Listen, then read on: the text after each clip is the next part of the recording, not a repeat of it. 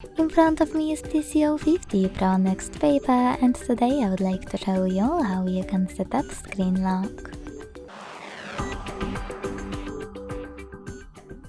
Begin by launching Settings and scrolling to click on Security and Privacy.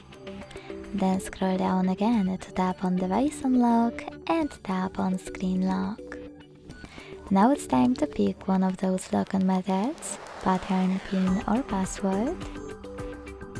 Create it. Select Next at the bottom right corner and repeat it to confirm it. Then select Confirm. Finally, answer this question by selecting one of the available options about lock screen notifications and hit Done. So now when I go back, turn off my screen and switch it back on, I can see that pattern is required. Thanks so much for watching. If you enjoyed this video, leave a like, comment and subscribe. Bye!